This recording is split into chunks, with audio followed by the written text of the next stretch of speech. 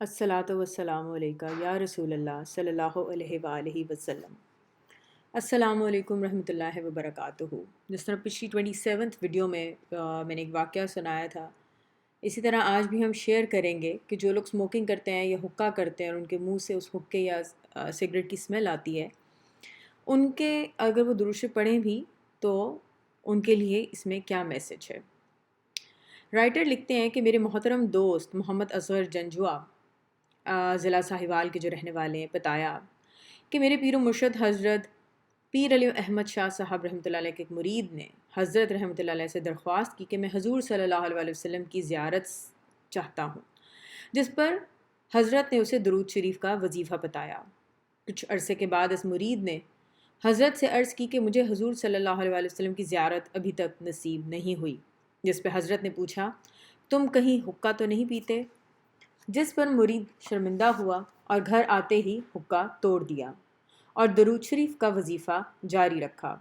چند دن بعد ہی اس مرید کو حضور صلی اللہ علیہ وسلم کی زیارت نصیب ہوئی۔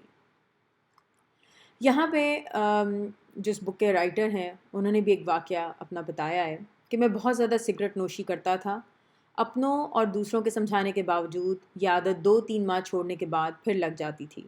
سگریٹ پینا میری زندگی کا ایک لازمی حصہ بن چکا تھا، حتیٰ کہ ایک رات بہت تھکا ہوا تھا، سگریٹ لگا کر پینے لگا۔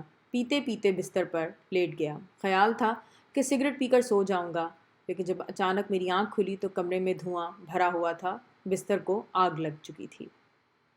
اللہ تعالیٰ کے فضل و کرم سے میں بچ گیا۔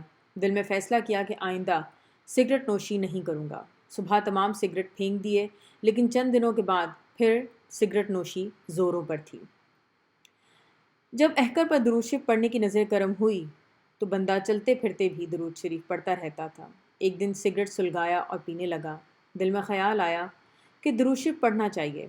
اس خیال کے آتے ہی میں پریشان ہو گیا کہ اس بدبودار منہ سے حضور صلی اللہ علیہ وسلم پر کس طرح درود شریف پڑھوں گا۔ اس لمحے پر مجھ پر ایسی نظر کرم ہوئی کہ سگریٹ نوشی کی عادت ہمیشہ کے لیے جاتی رہی۔ مقصد ان واقعات کا بتانا یہ ہے کہ نمبر 1، آپ لوگ اگر اسموکنگ کرتے ہیں یا حقہ پیتے ہیں، کوئی بھی ایسی عادت ہے کہ جس سے آپ کے منہ میں مسلسل ایک بیڈ اسمیل رہتی ہے، ایک بدبو رہتی ہے، تو اس کو چھوڑ دیں۔ یقیناً یہ اچھی عادت نہیں ہے جو آپ کی صحت کے لیے بھی نقصان دہ ہو، اور آپ کو اسپرچولی یعنی کہ روحانی طور پہ بھی آپ کو یہ عادت زخمی کرتی ہے۔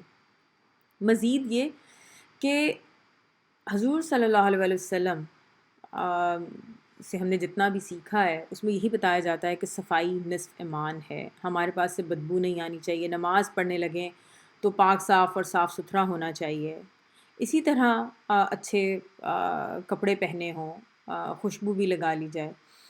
تو یہ کیسے پاسبل ہے کہ حضور پاک صلی اللہ علیہ وسلم پر جب آپ درود شریف پڑھنے بیٹھیں اور جب آپ کا نام وہاں پیش کیا جائے تو ساتھ میں آپ کی حالت کو اس طرح بیان کیا جائے کہ آپ کے پاس سے اسمیل آ رہی ہے کسی بھی قسم کی؟ تو گزارش یہی ہے کہ جو بھی لوگ اسموکنگ کرتے ہیں، حقہ پیتے ہیں، اور اگر آپ ساتھ میں درود شریف بھی پڑھنا چاہتے ہیں اور درود شریف کے فائدوں سے مستفید بھی ہونا چاہتے ہیں، تو یقیناً آپ کو یہ بری عادت چھوڑنی ہوگی۔ کیونکہ اپنا خیال رکھیے۔ الصلاۃ والسلام علیکہ یا رسول اللہ صلی اللہ علیہ وسلم۔ السلام علیکم رحمۃ اللہ وبرکاتہ۔